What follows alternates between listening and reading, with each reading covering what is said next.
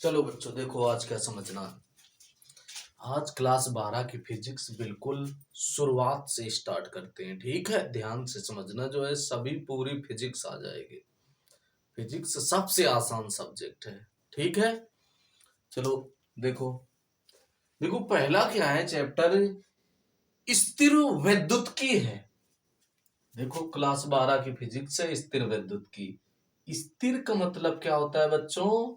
स्थिर का मतलब रुका हुआ। क्या होता है स्थिर का मतलब? रुका हुआ। और विद्युत का मतलब क्या होता है बच्चों? विद्युत का मतलब क्या होता है? आवेश। क्या रुका हुआ? आवेश। की का मतलब क्या होता है? अध्ययन। क्या होता है बच्चों? अध्ययन करना। की का मतलब क्या होता है? अध्ययन करना। जैसे लिखा रहता है ऊष्मागतिकी। क्या लिखा रहता है? ऊष्मागतिकी। ऊष्मा का मतलब ऊष्मा, और गति का मतलब क्या होता है? जब ऊष्मा गति करे। की का मतलब क्या होता है? अध्ययन। तो ऊष्मागतिकी किसे कहते हैं? ऊष्मागतिकी भौतिक विज्ञान की वह शाखा है, भौतिक विज्ञान की वह शाखा है जिसके अंतर्गत ऊष्मा का अध्ययन किया जाता है। उसी ऊष्मागतिकी कहते हैं। ठीक इसी प्रकार देखा होगा प्रकाशिकी। प्रकाश का मतलब क्या होता है? प्रकाश। की का मतलब बेटा क्या होता है? अध्ययन। तो प्रकाश की किसे कहते हैं? भौतिक विज्ञान की वह शाखा जिसके अंतर्गत प्रकाश की घटनाओं का अध्ययन किया जाता है। ठीक है, जैसे यांत्रिकी होता है। ठीक है, ऐसे ऊष्मागतिकी होता है, ऐसे प्रकाश की होता है, ऐसे क्या होता है? स्थिर वैद्युतिकी। स्थिर वैद्युतिकी हम लोगों को पढ़ना है क्लास 12 में। चलो तो देखो इधर, स्थिर का मतलब क्या होता है? रुका हुआ। विद्युत का मतलब आवेश। की का मतलब क्या होता है? अध्ययन करना। तो इसकी परिभाषा क्या लिखी जाए? ये एक छोटी सी परिभाषा लिख देंगे। क्या? स्थिर का मतलब रुका हुआ, विद्युत का मतलब आवेश, विद्युत का मतलब पूरी फिजिक्स में याद रखना आवेश होता है। ठीक है, की का मतलब क्या होता है? अध्ययन करना। तो यही देखो हमने छोटी सी परिभाषा लिख दी है स्थिर विद्युत की क्या?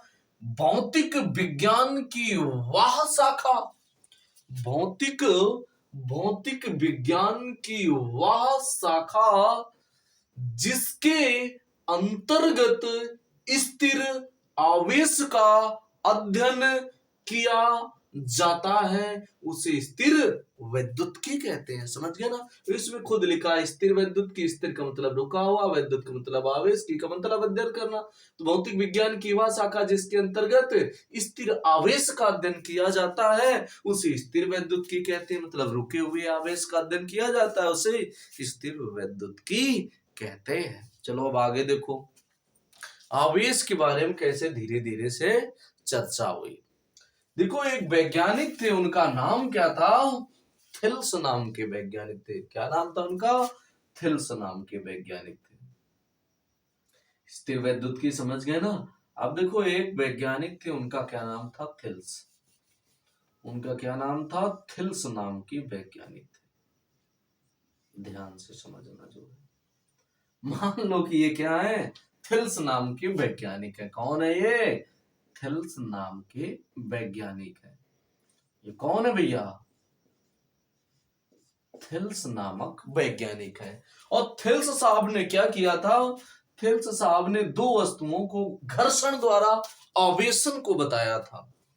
थिल्स नाम के वैज्ञानिक ने क्या किया कि इन्होंने भैया एक वस्तु ली।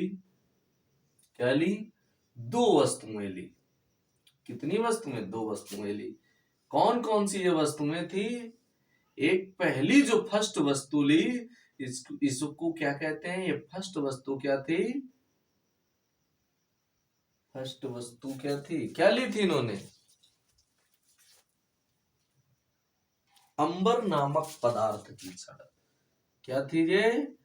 अंबर नामक पदार्थ की छण। एक अंबर नामक पदार्थ की छण ली और एक क्या लिया, ऊन का एक टुकड़ा लिया। ऊन की बनी हुई या रेशम की बनी हुई एक छण ली। क्या, मान लो ऊन की बनी हुई एक ऊन का एक कपड़ा लिया।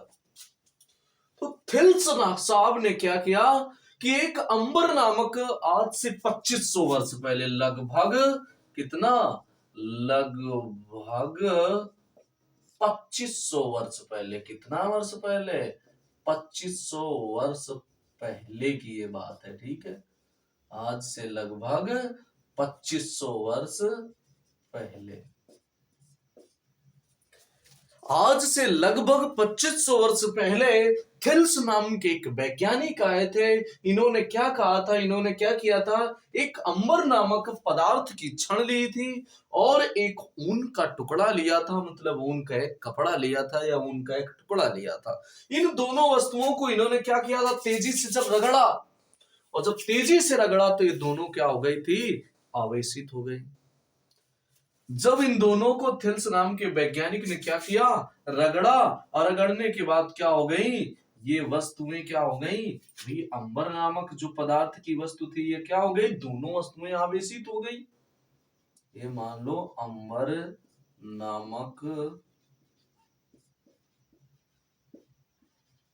ये अंबर नामक पदार्थ की छण है, ये क्या हो गई, आवेशित हो गई। ठीक है, तो किसी वस्तु को आवेशित करने का कार्य सबसे पहले किस वैज्ञानिक ने किया था, थिल्स साहब ने किया था, आज से लगभग 2500 वर्ष पहले। और कैसे किया था, इन्होंने क्या किया था, एक अंबर नामक पदार्थ की एक छड़ ली थी और एक ऊन का कपड़ा लिया था या ऊन का कोई टुकड़ा लिया था। इन दोनों वस्तुओं को आपस में इन्होंने क्या किया, रगड़ा। आपस में जब रगड़ा, तो जब रगड़ने के बाद रगड़ा, और रगड़ने के बाद जब अंबर नामक पदार्थ की छड़ को रखा, तो देखा क्या कि कागज के छोटे छोटे टुकड़े, किसके, कागज के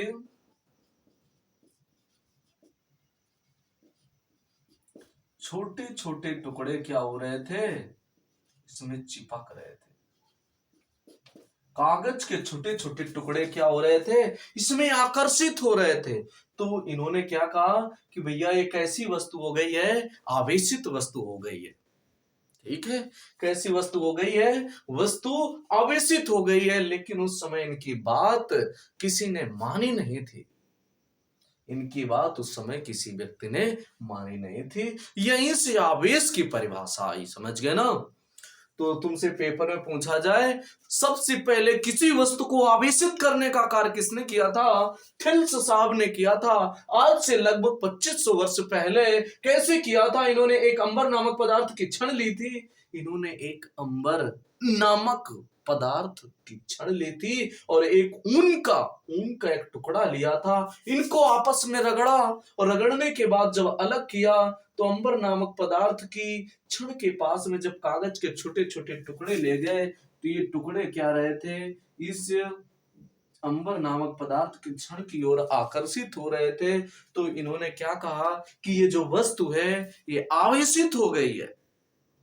ठीक है, तो यहीं से आवेश की परिभाषा निकली। ठीक है, तो विद्युत आवेश भाई किसे कहते हैं, ध्यान से बच्चों समझो, इधर देखो लिख रहे हैं। ठीक है, कि विद्युत आवेश किसे कहते हैं, क्या, विद्युत आवेश, विद्युत आवेश किसे कहते हैं, विद्युत आवेश किसे कहते हैं भैया, ये वस्तु जब आवेशित हो गई ना, तब कागज के टुकड़ों को क्या कर रही है, चिपकाने का प्रयास करे, मतलब इसमें चुंबकीय गुण आ गया है। क्या कर रही है, चिपकाने का प्रयास कर रहे, तो इसमें कौन सा गुण आ गया, चुंबकीय गुण आ गया।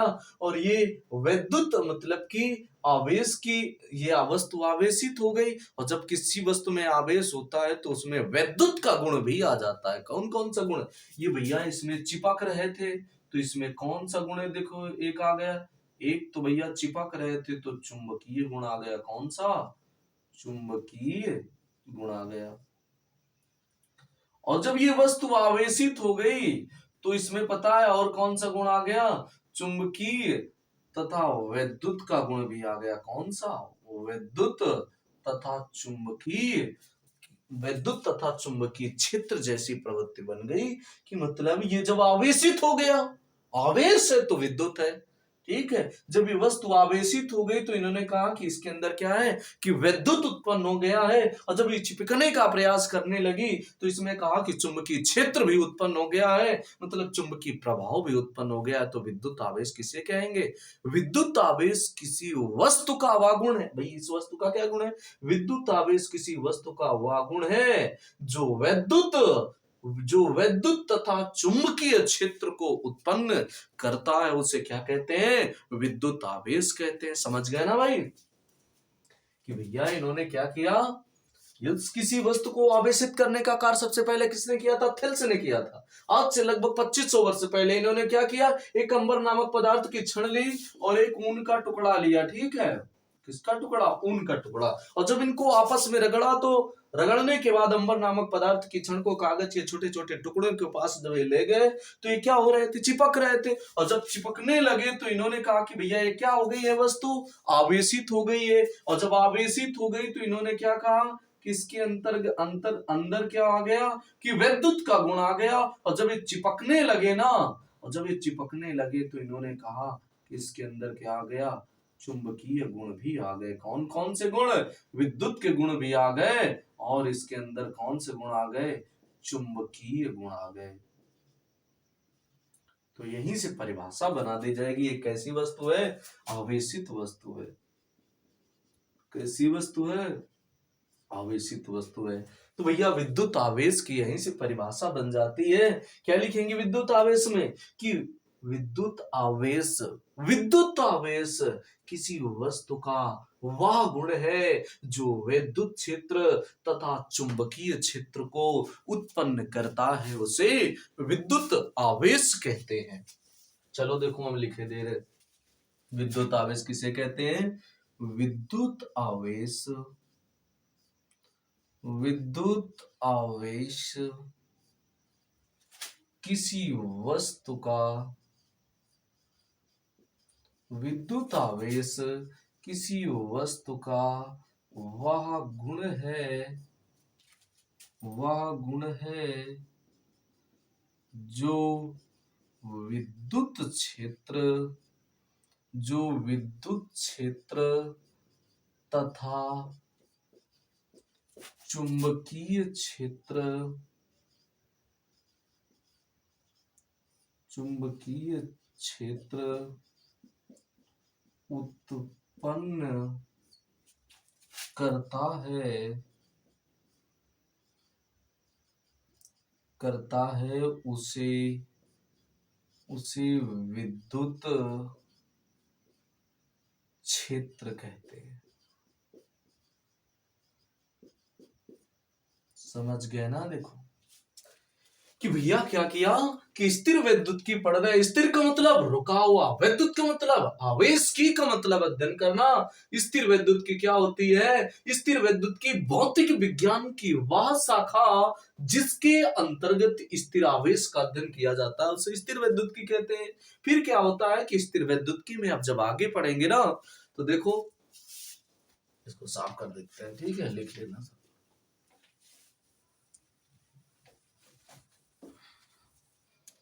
अब स्थिर वैद्युतिकी में अब आगे देखो चर्चा जब हुई ना कैसे स्थिर वैद्युतिकी बनी, तो भैया क्या होता है कि एक थिल्स नाम के वैज्ञानिक आते हैं आज से लगभग 2500 वर्ष पहले, और ये क्या करते हैं? अंबर नामक पदार्थ की छड़ को लेते हैं और एक ऊन के टुकड़े को लेते हैं, आपस में दोनों को ऐसे करके रगड़ते हैं तेजी से। और जब रगड़ने के बाद अंबर नामक पदार्थ की छड़ को लाते हैं तो कागज के छोटे छोटे टुकड़े आपस में चिपकने लगते हैं। तो क्या कहते हैं कि ये वस्तु क्या हो गई है? आवेशित हो गई है। यहीं से आवेश का जन्म हो जाता है, ठीक है। और फिर आवेश की भाई परिभाषा कैसे बनाई जाएगी? जब ये वस्तु आवेशित हो गई तो इसके अंदर कौन सा गुण आ गया? विद्युत का गुण। और ये क्या होने लगे? कागज के टुकड़े इसमें चिपकने लगे। तो चुंबकीय का गुण भी आ गया। तो ऐसे बस परिभाषा बना देना है क्या, कि वैद्युत आवेश किसी वस्तु का वह गुण है जो विद्युत क्षेत्र तथा चुंबकीय क्षेत्र को उत्पन्न करता है, उसे विद्युत आवेश कहते हैं। समझ गए ना, ये देखो लिखा है विद्युत आवेश। विद्युत आवेश किसी वस्तु का वह गुण है जो विद्युत क्षेत्र तथा चुंबकीय क्षेत्र को उत्पन्न करता है, उसे विद्युत क्षेत्र कहते हैं। समझ गए ना बच्चों। अब ऐसा करो, इसका स्क्रीनशॉट खींच लो। अब आगे फिर बढ़ते हैं। आगे देखो अब क्या होता है। आप देखो भाई, ये जो वैज्ञानिक आए ना थिल्स साहब ने ये तो बता दिया कि विद्युत आवेश क्या है, किसी वस्तु को आवेशित करने का कार्य तो कर दिया, लेकिन इनके 2500 वर्ष पहले इन्होंने बता दिया था, लगभग 2000 वर्ष तक इनकी बात किसी ने मानी तक नहीं है। किसी ने मतलब ये माना नहीं कि रगड़ने से कोई वस्तु आवेशित हो जाएगी। मतलब 200 वर्ष तक, मतलब 2000 वर्ष तक इनकी बात को किसी ने माना ही नहीं कि रगड़ेंगे तो वस्तु आवेशित हो जाएगी। लेकिन फिर क्या होता है, एक और वैज्ञानिक आते हैं। उस वैज्ञानिक का देखो क्या नाम था, ध्यान से देखना, इसको साफ करते हैं। ठीक, विद्युत आवेश तो इन्होंने आवेशित बता दिया, तो परिभाषा भी बन गई। अब देखो, इसके बाद एक वैज्ञानिक आते हैं, उनका नाम क्या था। इस वैज्ञानिक के, ये थिल्स नाम के वैज्ञानिक के लगभग 2000 वर्ष 2000 वर्ष के बाद 2000 वर्ष के बाद एक वैज्ञानिक आते हैं। उस वैज्ञानिक का नाम क्या होता है, इस वैज्ञानिक का नाम क्या था, गिलबर्ट नाम के वैज्ञानिक आते हैं। क्या, गिलबर्ट नाम के वैज्ञानिक आते हैं। ये क्या बताते हैं, गिलबर्ट नाम के वैज्ञानिक अनेक वस्तुओं को इसी प्रकार से चेक करते हैं। ठीक है, उन्होंने क्या किया, कांच की छड़ को रेशम की छड़ से रगड़ा, कांच की छड़ को बिल्ली की खाल से रगड़ा, और एबोनाइट क्रिस्टल की एक छड़ होती है, इसको भी रगड़ के इसे चेक किया। तो मतलब अनेक वस्तुओं में इसी प्रकार की क्वालिटी का गुण हो रहा था। ठीक है, इन्होंने भी यही किया। क्या किया कि क्या कहते हैं, जो गिलबर्ट नाम के वैज्ञानिक थे, इन्होंने भी यही प्रैक्टिकल को दोहराया और कई वस्तुओं पर इन्होंने ये प्रैक्टिकल किया। देखो इधर इन्होंने क्या किया, गिलबर्ट नाम के वैज्ञानिक ने क्या किया, एक लिया कांच की छड़,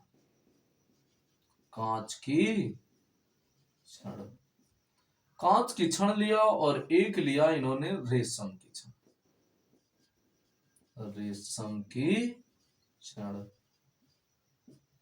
ये गिलबर्ट नाम के वैज्ञानिक ने भी क्या किया, इन दोनों वस्तुओं को आपस में पास में लाकर क्या किया, रगड़ना शुरू कर दिया। क्या किया, आपस में रगड़ना शुरू किया। गिलबर्ट नाम के भी वैज्ञानिक ने क्या किया, अनेक प्रैक्टिकल किए। इसमें से ये भी प्रैक्टिकल है कि कांच के छड़ को जब रेशम को तेजी से रगड़ने के बाद क्या किया कि दोनों वस्तुओं को अलग अलग कर दिया। क्या किया, अलग कर दिया। मान लो ये जब दोनों वस्तुएं क्या हो गई, आवेशित हो गई, रगड़ने के बाद इनको अलग किया, कांच की छड़ को और रेशम के टुकड़े को। किसको, रेशम की छड़ को। देखो इधर साफ साफ बनाते हैं, रेशम की छड़ को। गिलबर्ट नाम के वैज्ञानिक ने कांच की छड़ और रेशम की छड़ ली, मतलब अन्य तमाम ऐसे प्रैक्टिकल किए थे। तो क्या किया, इन्होंने भी दो वस्तुओं को आपस में रगड़ा। ठीक है, बहुत सारे प्रैक्टिकल किए थे, लेकिन उनमें से ये एक है। तो रगड़ने के बाद क्या किया, जब ये कागज के टुकड़ों को कांच की छड़ के पास मिलाए ना, कागज के टुकड़ों को जब ये कांच की छड़ के पास मिलाए, तो कांच की छड़ के पास में जाके चिपक रहे थे सभी। लेकिन यही रेशम की छड़ में क्या हुआ, और जब ये कागज के टुकड़े रेशम की छड़ के पास में ले गए ना, ये कागज के टुकड़े जब रेशम की छड़ के पास में ले गए तो ये कागज के टुकड़े दूर भागने का प्रयास कर रहे थे। क्या कर रहे थे? दूर भागने का प्रयास कर रहे थे। इसीलिए इन्होंने बताया, गिलबर्ट साहब ने क्या बताया कि आवेश एक प्रकार का नहीं, आवेश दो प्रकार का होता है। कितने प्रकार का होता है आवेश? आवेश दो प्रकार का होता है।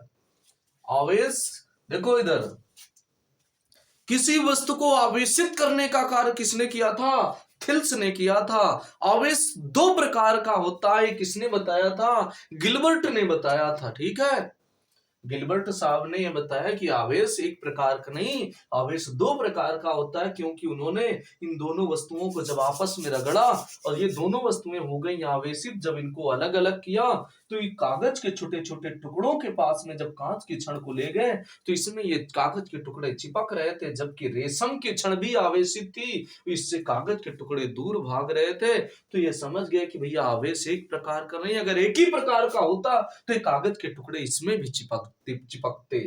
तो उन्होंने कहा कि आवेश एक प्रकार का नहीं, आवेश दो प्रकार का है। समझ गए ना?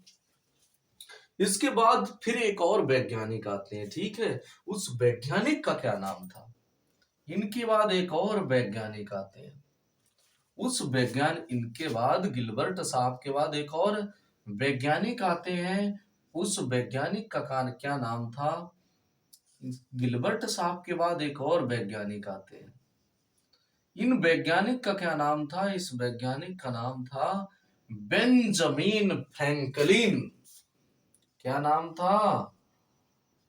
Benjamin Franklin. बेंजामिन फ्रैंकलिन साहब आते हैं। और देखो बेंजामिन फ्रैंकलिन साहब क्या बताते हैं। बेंजामिन फ्रैंकलिन साहब ने भी यही प्रैक्टिकल किया कि कांच की छड़ को और रेशम की छड़ को जब आपस में रगड़ना, यही प्रैक्टिकल ये भी करते हैं। कौन? बेंजामिन फ्रैंकलिन साहब। बेंजामिन फ्रैंकलिन साहब भी क्या करते हैं? यही प्रैक्टिकल करते हैं कि एक कांच की छड़ को लेते हैं और एक रेशम की छड़ को लेते हैं। एक कांच की छड़ को लेते हैं और एक रेशम की छड़ को लेते हैं। किसकी? रेशम की छड़।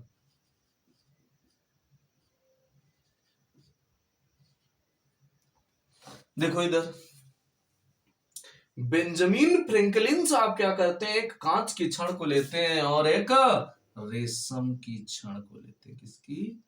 कांच की छड़ को और रेशम की छड़ को। ये भी इसी प्रकार करते हैं कि दोनों वस्तुओं को आवेशित करते हैं, जो गिलबर्ट साहब ने किया था, और दोनों वस्तुओं को आपस में रगड़ते हैं। रगड़ने के बाद दोनों वस्तुएं आवेशित हो जाती हैं, और जब इनको अलग अलग करते हैं, अलग अलग करने के बाद क्या करते हैं? ये मान लो कांच की छड़ है। किसकी? कांच की छड़। ये क्या है? रेशम की छड़। कांच की छड़ और रेशम की छड़। और जब कांच की छड़ के पास में छोटे छोटे टुकड़ों को लाते हैं तो ये क्या करने लगते हैं? आपस में चिपकने लगते हैं। और जब रेशम के पास में जब लाते हैं तो ये क्या करने लगते हैं? आपस में दूर भागने लगते हैं कागज के छोटे छोटे टुकड़े। ठीक है, कागज के छोटे छोटे टुकड़े दूर भागने लगते हैं। फिर इन्होंने क्या किया कि और इनको प्रैक्टिकल करना था। इन्होंने इसी प्रकार से और एक प्लेट ली। कौन? रेशम की छड़ ली और एक प्लास्टिक की छड़ ली। किसकी छड़ ली? एक रेशम की छड़ ली और एक प्लास्टिक की छड़ ली। देखो गिलबर्ट साहब एक और प्रैक्टिकल करते हैं। क्या करते हैं? एक ली इन्होंने प्लास्टिक की छड़।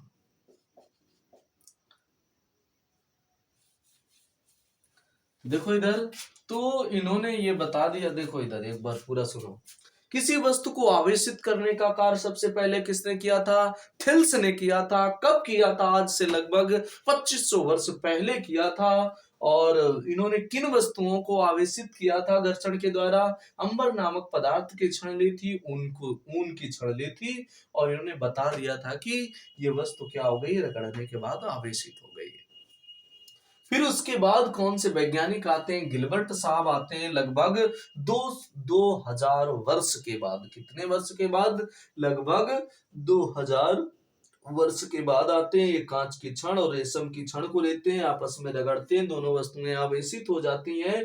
कागज के छोटे छोटे टुकड़े जब कांच की छड़ के पास में लाते हैं तो ये आकर्षित करने लगती है, और जब रेशम के छड़ के पास में लाते हैं तो ये कागज के टुकड़े दूर दूर भागने लगते हैं। ठीक है, तो ये बता देते हैं आवेश भाई एक प्रकार का नहीं होता, आवेश दो प्रकार का होता है। फिर उसके बाद एक बेंजामिन फ्रैंकलिन नाम के वैज्ञानिक आते हैं, इसी प्रैक्टिकल को दोहराते हैं और ये कहते हैं कि आवेश एक प्रकार का नहीं, दो प्रकार का है। और उनका नाम क्या दिया था? बेंजामिन फ्रैंकलिन साहब ने कहा कि इस वस्तु में जो आवेश है इस वस्तु की क्या है? विपरीत आवेश है। जो इस वस्तु में आवेश है उसकी विपरीत इस वस्तु में आवेश है। तो उन्होंने क्या कहा कि आवेश दो प्रकार का होता है, और उन प्रकार के नाम क्या दिए थे?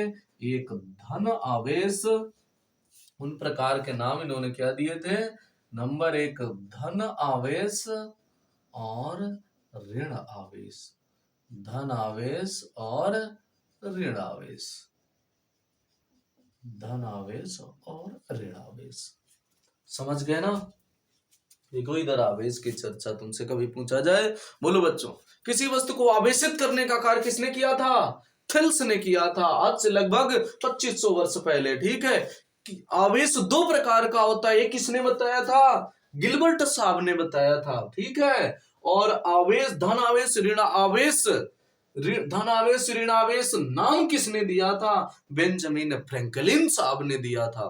समझ गए ना? तीनों वैज्ञानिक भाई थोड़ा थोड़ा अलग कार्य कर रहे हैं। किसी वस्तु को आवेशित करने का कार्य थेल्स ने किया था। आवेश दो प्रकार के होते हैं, ये गिलबर्ट ने बताया था। धन आवेश ऋण आवेश, धन आवेश ऋण आवेश का नाम किसने दिया था? धन आवेश ऋण आवेश का नाम किसने दिया था? बेंजामिन फ्रैंकलिन ने दिया था। और बेंजामिन फ्रैंकलिन साहब ने यह भी बताया था कि समान आवेशों के बीच में प्रतिकर्षण बल तथा विपरीत आवेशों के बीच में आकर्षण का बल लगता है। समझ गए ना? तो भैया ये सब साफ किया जा रहा है, अपने इच्छा अनुसार बना लेना। और ये पॉइंट वाइज है, पॉइंट हम नीचे लिख दे रहे हैं, और सब लोग याद रखना। ठीक है, एक बार और सुन लो। किसी वस्तु को आवेशित करने का कार्य थेल्स ने किया था। आवेश दो प्रकार का होता है, किसने बताया? गिलबर्ट ने बताया। ठीक है, धनावेश ऋण आवेश की खोज, धनावेश ऋण आवेश का नाम किसने दिया? बेंजामिन फ्रैंकलिन ने दिया था। चलो अब आगे देखते हैं।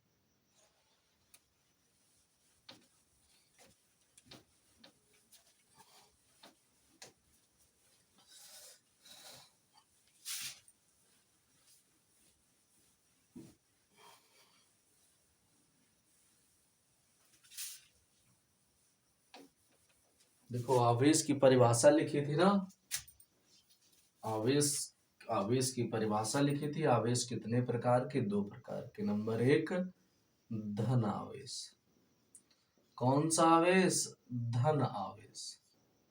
इसकी खोज हो गई है, इसका परिभाषा लिखना है। धन आवेश एक क्या होता है? ऋण आवेश। ठीक है, धन आवेश और ऋण आवेश। ध्यान से देखना, इनकी परिभाषा बहुत सिंपल है। देखो इधर, ये मान लो क्या है? पिताजी है। कौन है? पिताजी है। ये कौन है? पिताजी है। और ये क्या है? पुत्र है। अच्छा ये बताओ सभी लोग, पिताजी धनवान होंगे कि पुत्र धनवान होगा? अरे भाई तुम लोग पढ़ रहे हो तो पैसा कौन देगा तुम लोगों को? पिताजी देंगे, क्योंकि पिताजी के पास क्या है? पैसे ज्यादा है, धनवान है। तो भैया ये क्या है? धनवान है। ये क्या है? भैया धनवान नहीं है, एक तरह से कमजोर है, भिखारी तो है नहीं।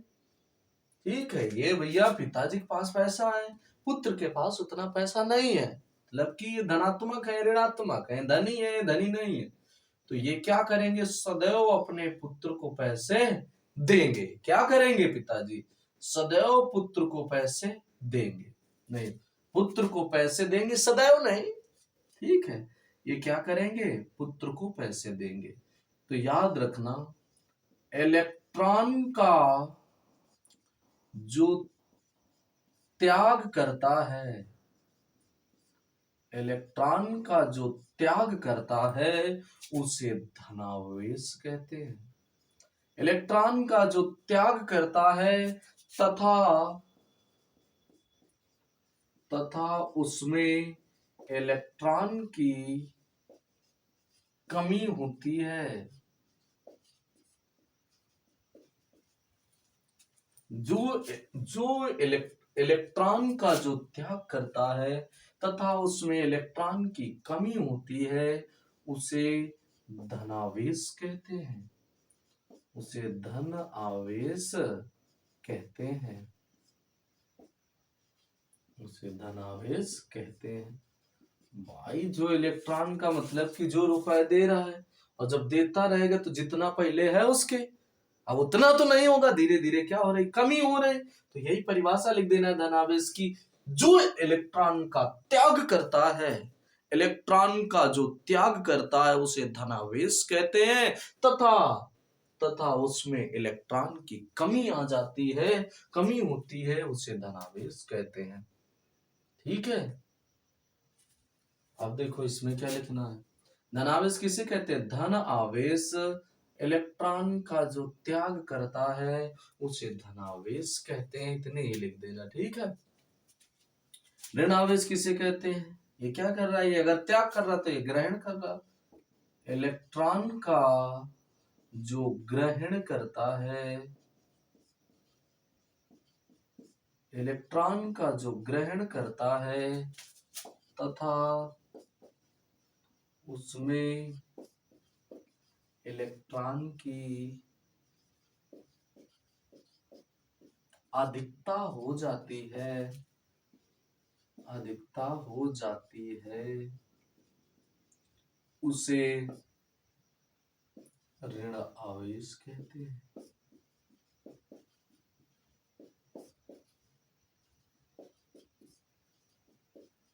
समझ गए ना बच्चों, भैया एक लाइन की परिभाषा लिख देना, बहुत बड़ी जरूरत नहीं है।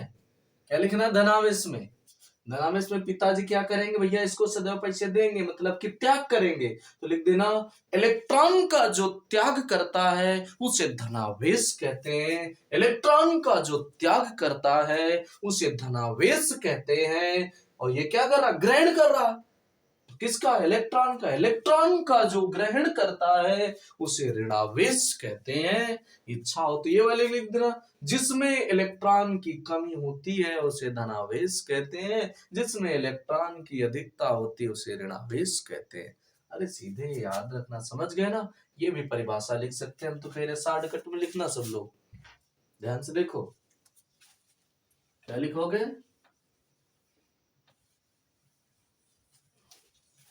क्या लिखोगे, इलेक्ट्रॉन का जो त्याग करता है उसे धनावेश कहते हैं, धनावेश कहते हैं। इलेक्ट्रॉन का जो ग्रहण करता है उसे ऋणावेश कहते हैं।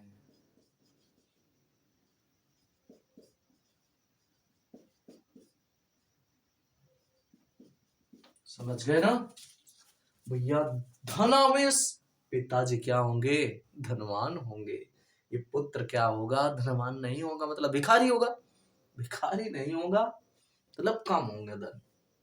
तो देखो इधर पिताजी, भाई तुम लोग पढ़ रहे हो अभी, और पढ़ रहे हो तो पिताजी क्या करेंगे, तुम्हें हमेशा पैसे देंगे, देंगे मतलब क्या करेंगे, त्याग करेंगे। ये क्या करेगा, पैसा लेगा मतलब ग्रहण करेगा। तो लेकिन पैसे की बात थोड़ा नहीं है, आवेश की बात चल रही है, आवेश इलेक्ट्रॉन ही है। तो क्या करेंगे, क्या लिखेंगे परिभाषा, इलेक्ट्रॉन का जो त्याग करता है उसे धनावेश कहते हैं, मतलब रुपए का जो त्याग करता है उसे पिताजी कहते हैं। ठीक है, जो इलेक्ट्रॉन रुपए का ग्रहण करता है उसे पुत्र कहते हैं। तो उसी प्रकार ये भी परिभाषा है। इलेक्ट्रॉन का जो त्याग करता है उसे धनावेश कहते हैं, इलेक्ट्रॉन का जो ग्रहण करता है उसे ऋणावेश कहते हैं। समझ गए ना? समझ गए? अब नहीं आया तो आएगा भी नहीं। ठीक है, ध्यान से सुनो है बस खाली। देखो इसको साफ करें, परिभाषा ये लिख लेना। धनावेश किसे कहते हैं? जो इलेक्ट्रॉन का त्याग करता है उसे धनावेश कहते हैं। ऋणावेश जो इलेक्ट्रॉन का ग्रहण करता है उसे ऋणावेश कहते हैं। अब आगे देखो, आगे पॉइंट वाइज लिखना है। आवेश क्या पढ़ा था? Q बराबर आई टी। Q बराबर क्या होता है? I T.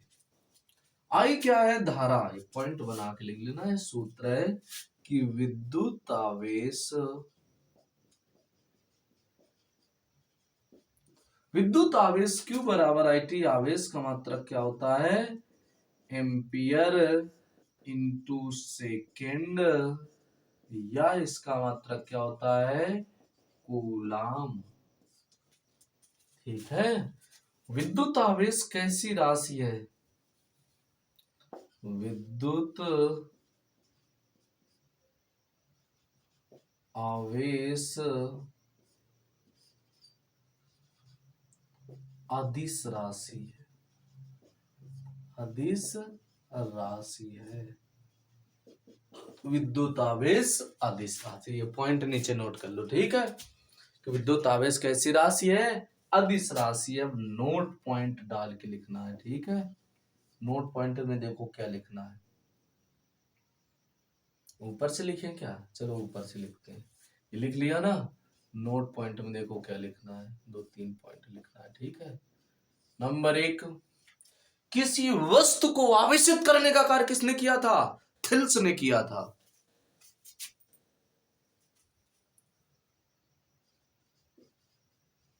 सबसे पहले किसी वस्तु को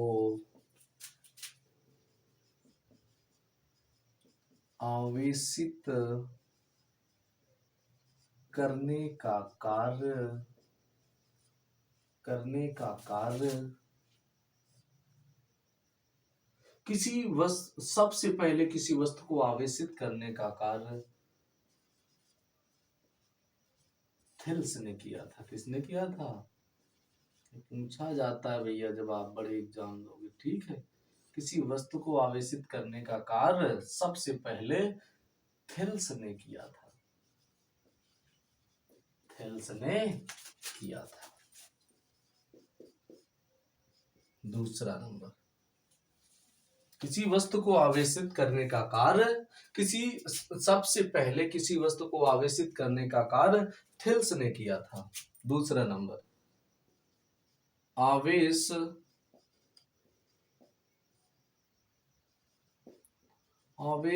दो प्रकार के होते हैं। आवेश दो प्रकार के होते हैं। ये गिलबर्ट नाम के वैज्ञानिक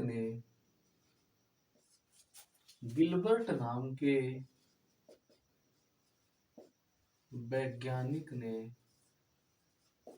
बताया था। आवेश दो प्रकार के होते हैं, ये गिलबर्ट नाम के वैज्ञानिक ने बताया था।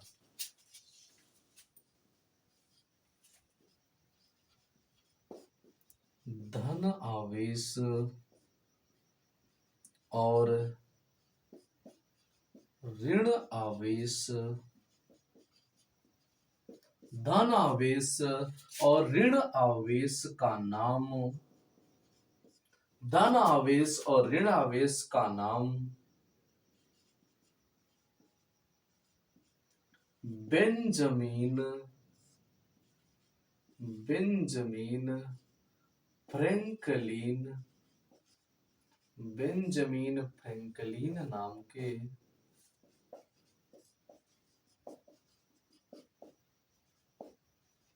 वैज्ञानिक ने बताया था।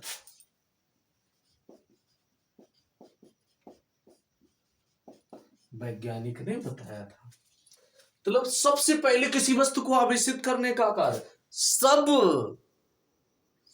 सबसे पहले सबसे सबसे पहले किसी वस्तु को आविष्कृत करने का कार्य थेल्स ने किया था। आवेश दो प्रकार के होते हैं ये गिलबर्ट ने बताया था। धन आवेश ऋण आवेश का जो नाम दिया था वो बेंजामिन फ्रैंकलिन साहब ने दिया था। ठीक है, और दो आवेशों के बीच में धन आवेश, दो समान आवेशों के बीच में, लिख लो ये भी चौथा पॉइंट, दो समान आवेशों के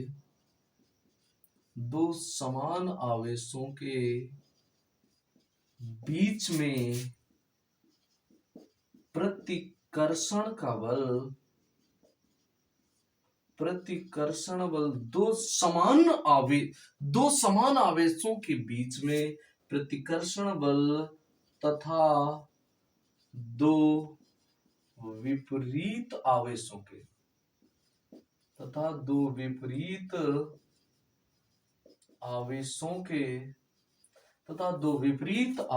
के बीच में प्रतिकर्षण बल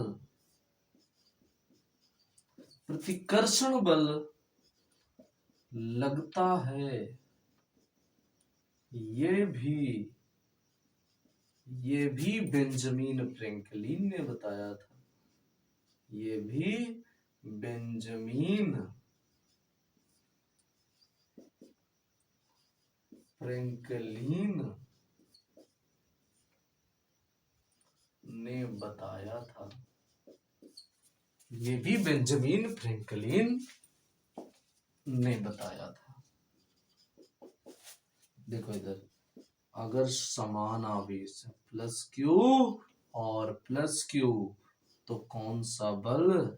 प्रतिकर्षण बल। यदि माइनस क्यू है, समान आवेश है, तो भी प्रतिकर्षण का बल। यदि विपरीत आवेश है तो कैसा बल? आकर्षण का बल। भैया ये कैसे हैं? समान आवेश है तो कैसा बल? प्रतिकर्षण का बल। ये कैसे हैं? विपरीत आवेश है, कैसा बल? आकर्षण बल। समझ गए ना भैया? सभी पॉइंट बहुत इंपॉर्टेंट है। आगे जब एग्जाम दोगे रेलवे का या एयरफोर्स वगैरह तो बहुत इंपॉर्टेंट है, यही पूछा जाता है। ठीक है, कि किसी वस्तु को सबसे पहले आवेशित करने का कार्य किसने किया था? थेल्स ने किया था। और आवेश दो प्रकार के होते हैं, किसने बताया था? गिलबर्ट ने बताया था। धनावेश ऋणावेश का नाम किसने दिया था? बेंजामिन फ्रैंकलिन ने दिया था। दो आवेशों के बीच में प्रतिकर्षण, दो समान आवेशों के बीच में प्रतिकर्षण तथा विपरीत आवेशों के बीच में आकर्षण का बल लगता है। किसने बताया था? बेंजामिन फ्रैंकलिन ने बताया था। ये याद रखना, आगे चल के तुम्हें मालूम हो जाएगा समान आवेशों के बीच में प्रतिकर्षण का बल ही क्यों लगता है। जब आगे पढ़ते रहोगे तो सब कुछ मालूम चल जाएगा। भैया इसका स्क्रीनशॉट खींच लो, फिर आगे बढ़ते हैं। समझ गए ना? साफ करते हैं, ठीक है।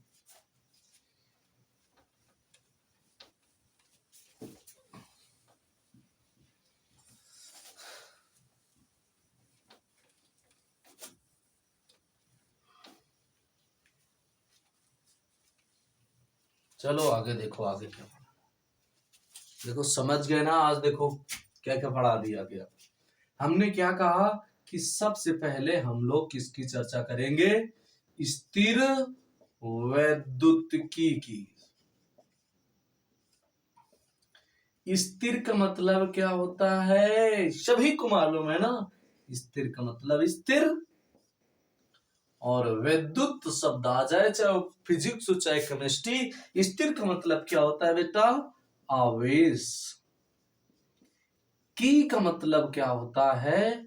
अध्ययन करना।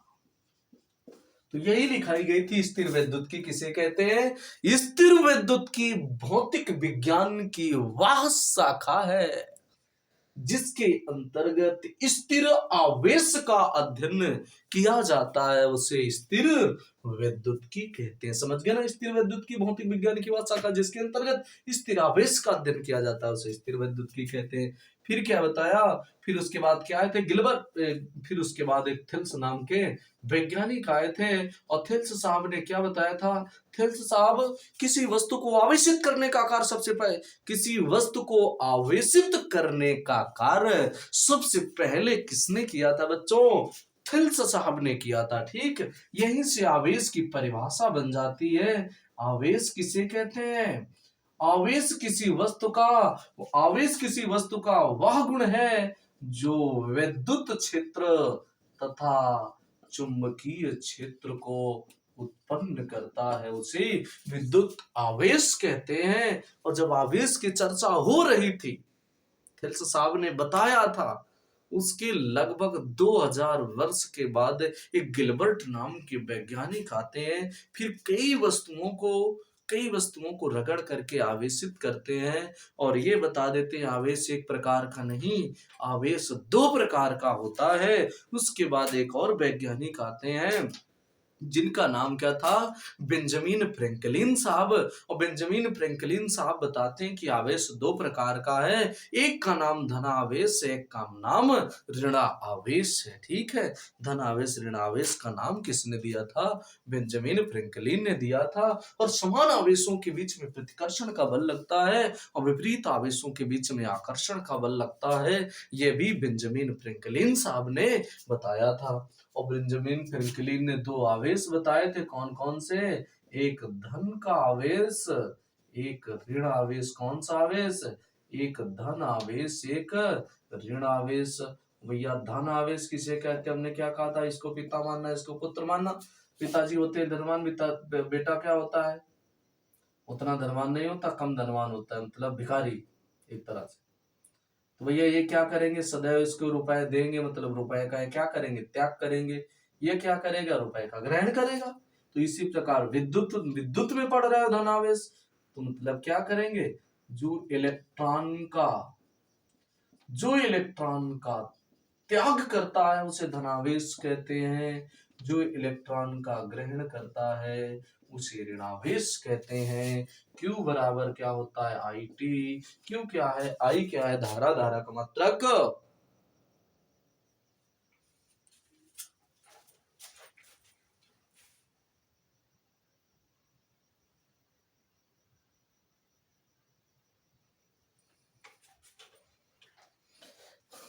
धारा का मात्रक क्या होता है? Q बराबर IT एम्पियर इंटू सेकेंड, इसका मात्रक हो गया। ठीक है, अब इसके आगे अब क्या करेंगे? कल पढ़ेंगे। कल क्या पढ़ेंगे? कल कोई वस्तु आवेशित हुई है तो आवेशित कैसे हुई है ये पढ़ेंगे, और आवेशन कितने प्रकार का होता है ये पढ़ेंगे। ठीक है, कि किसी वस्तु को कितने प्रकार से आवेशित किया जा सकता है। ठीक है, और वस्तु आवेशित हुई है तो कैसे आवेशित हो गई। ठीक है, बस बच्चों इसके आगे कल पढ़ेंगे। ध्यान रखना है को दिन डेली पढ़ना। ठीक है, क्रमवत ज्ञान को ही विज्ञान कहते हैं। कृपया क्रम टूटेगा, विज्ञान छूटेगा। ठीक है, बस याद रखना, इतना बहुत है।